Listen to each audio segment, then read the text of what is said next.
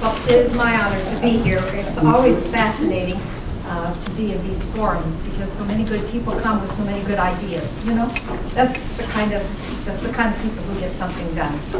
Today's topic, as I understand it, is to look at how the death penalty affects people who aren't on death row themselves. And there are a whole lot of us who aren't on death row ourselves. So there's several billion people that really we're talking about today. But I'm going to hone in on just a few people. One of the tasks that IJPC has, our sort of niche in the anti-death penalty movement at this time, is to work with a group called Families That Matter.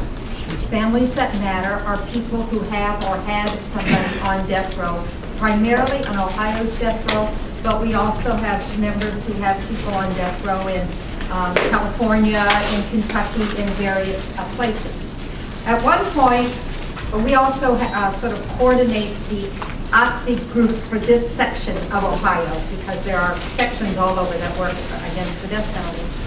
At one point, we did a lot more organizing around the death penalty in a broader sense, but since we now have staff at OTC, we can hone in on one particular area, and that is Families That Matter. And I'd like to start out by just talking to you about how we came to found this organization, which, from what I can tell, is the only one like it probably in the world.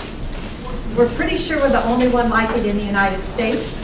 And since most countries that have organized groups don't have the death penalty, we can extrapolate that we may be the only one like it in the world that has a two-pronged goal. One of them is to work with families themselves who have someone on death row, to answer their questions, to be a pastoral presence to them, to help them through what has to be the most horrendous experience that anybody can have. That is, being with somebody at the time when they are looking for the death of their loved one.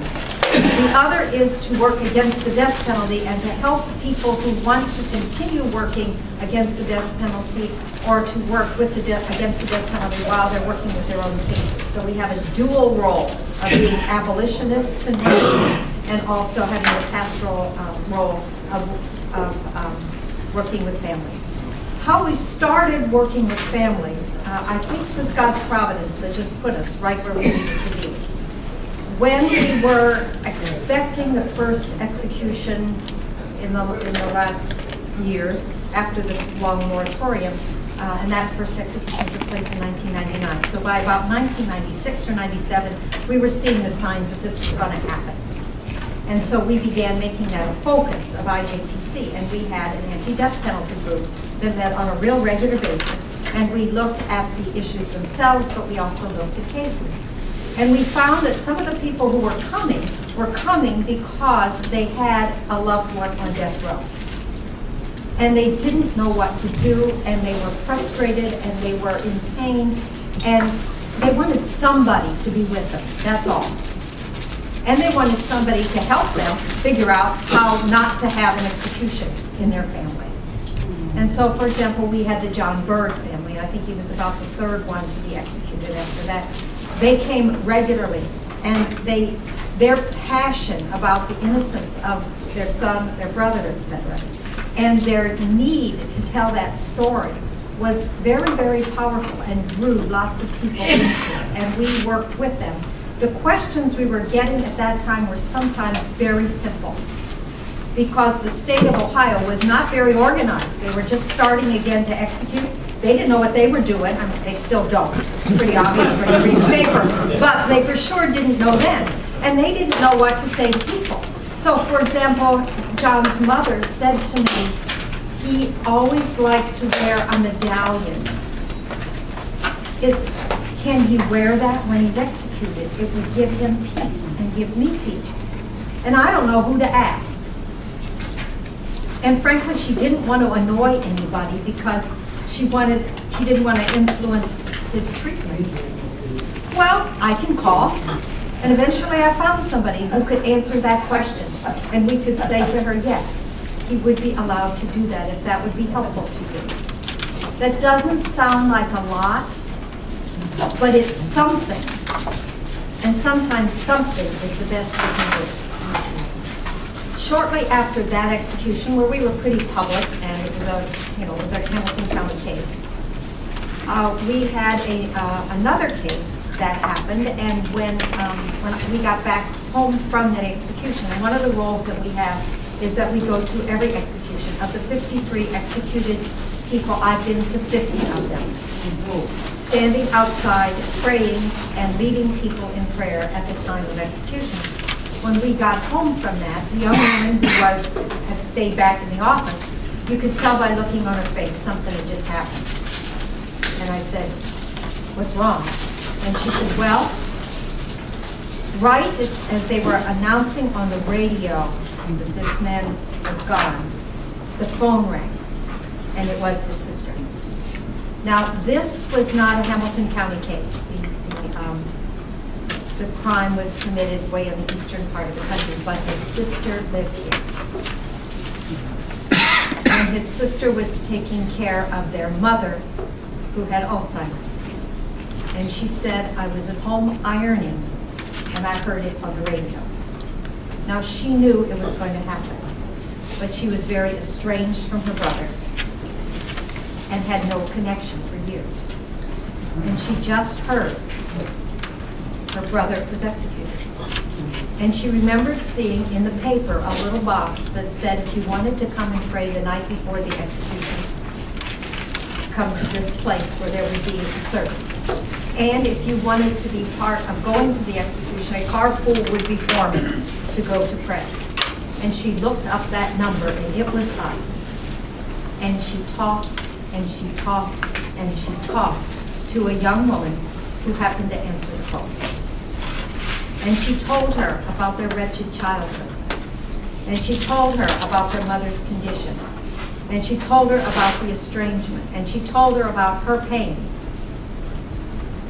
She just talked. Until she couldn't talk anymore. And then she hung up. And all we knew was her name. A few days later, we got a phone call from the same woman. She said her brother was going to be buried. They were not claiming the body. The family has the right to claim the body, and they'll either send the ashes or the body.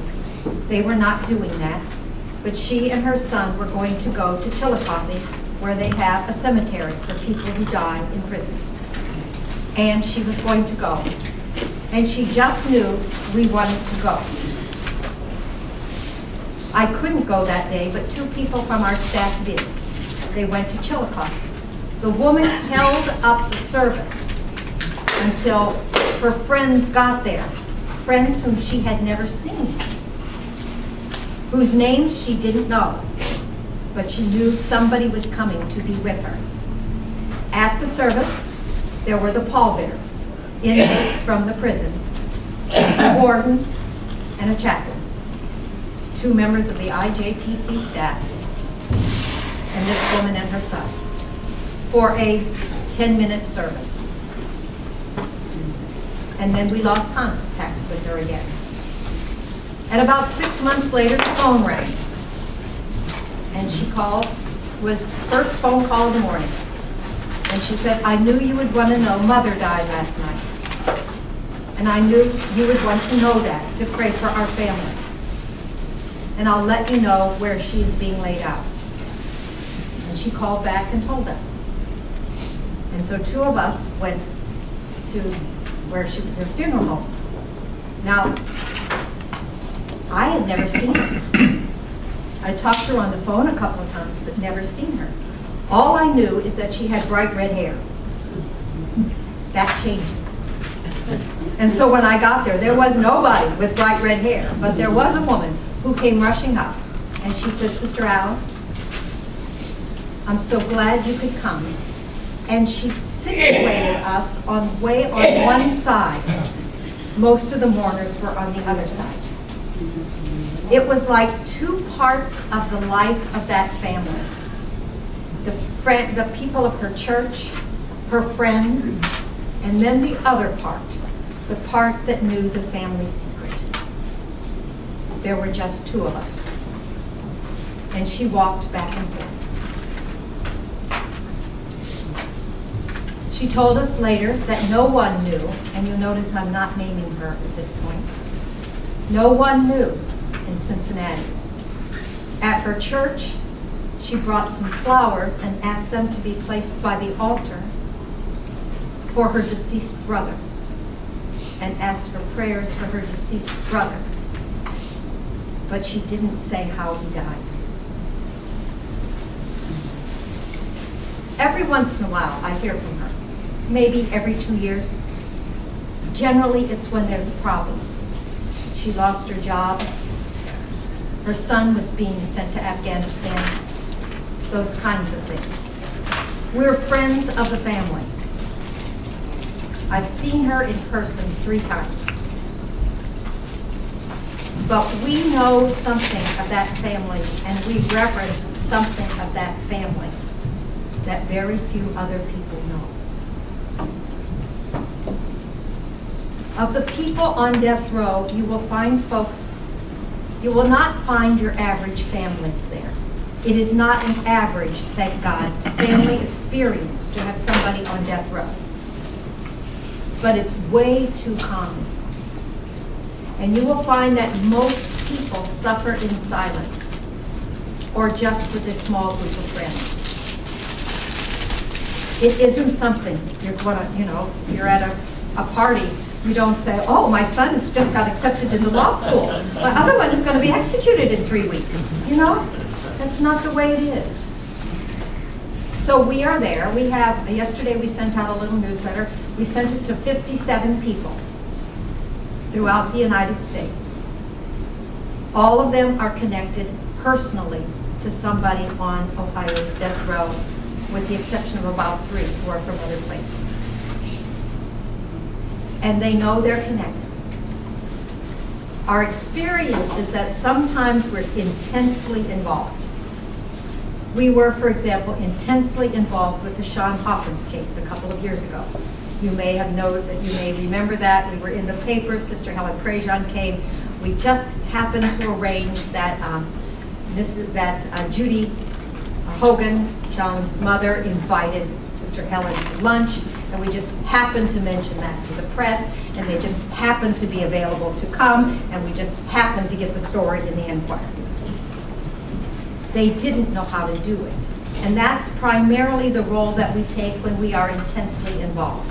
That is, when the family wants to be public, they're willing to do that because they want other people involved, they want them to know the story, they want them to know that the system does not work. Then the next thing is, how do we do it?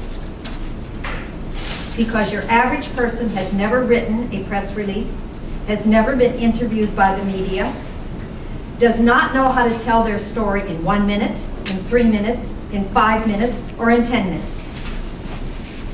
They know what's in their heart, and sometimes that's enough. But sometimes what comes out of your heart isn't what people really need to know if they're going to be active in the case. So a mother may say, I remember his 3rd birthday. And that's a wonderful memory. But if you have 1 minute to share the essence of your son's problem, that's probably not the point you want to make.